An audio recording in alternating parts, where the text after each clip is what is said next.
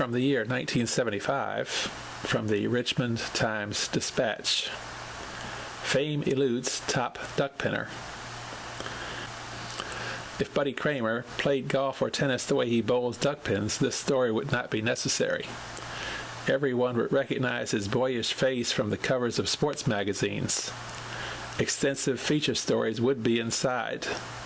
There would be official Buddy Kramer stamped on autographed duckpin balls, shirts, and shoes. Kramer was the best, most consistent duckpin bowler in the country during the 1973-74 season, but duckpin country extends roughly from Massachusetts to Virginia. Even in that area, the sport gets only limited television and newspaper coverage, taking a back seat to 10-pin bowling. Earl Anthony, competing for the lucrative prizes on the Professional Bowlers Association 10-pin tour, won about $100,000 last year. Kramer, competing in about 25 national, regional, and state duckpin events, won 1/10 of that amount, a more significant accomplishment. I dare say I'll probably never do that again, said Kramer of his 1974 performance. The competition is unbelievable. There are just too many good bowlers. You've got to be lucky, be in the right place at the right time. I just had a super year. I can't believe it. I get cold chills thinking about it. Kramer will be 26 years old next month, but he looks only 20 or 21, with medium to longish dark hair, dark eyes, and a quiet demeanor. If the local ladies who participate in or follow duckpins were to elect a sex symbol, it would probably be him. A native of Richmond, Kramer, his wife Kathy, and infant son, born Tuesday, live on the south side. He is a data processor at the Federal Reserve Bank weekdays and bowls in leagues 2 nights a week in addition to tournament appearances. The league bowling is competition to him, not practice for higher-paying tournaments. While other bowlers occasionally drink beer and show less than full concentration, Kramer gives his all on every ball thrown. You could fire a cannon off in the next lane and he wouldn't see it or hear it, said a bowling companion. His concentration is tremendous.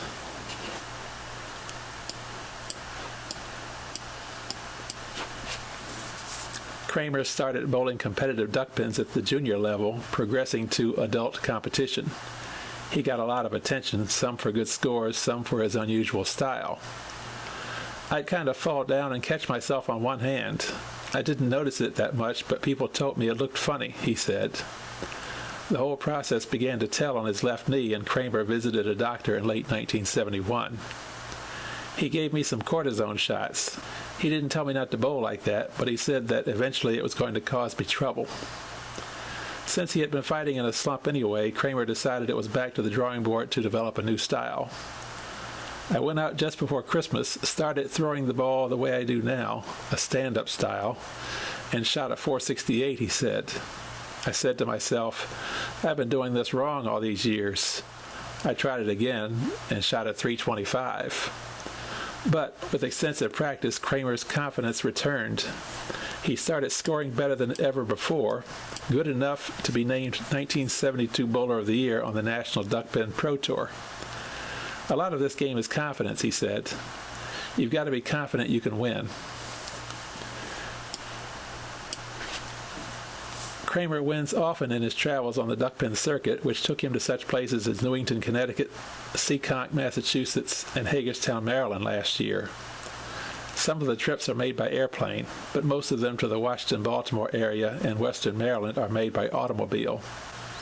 A gasoline tax would lose Jerry Ford the votes of duckpin bowlers. We usually go with another couple, to share gas, expenses, and all that, he said. Kramer's biggest payday on the duckpin circuit came last summer at the U.S. All-Star Match Game Championships in Hagerstown. In the 10th frame of the final match, with a $4,000 first prize on the line, he needed only 2 pins to beat his opponent. I saw the ball headed for the middle of the pins and I just went crazy, he said. I was walking around in a fog, like on cloud 9 or something. His traveling companion that weekend was Ray Krostick, an accomplished duckpinner who also works at the Federal Reserve Bank. He drove home. I just kind of flew. I was in a daze, Kramer recalled. Look for more flying performances from him in 1975 and thereafter.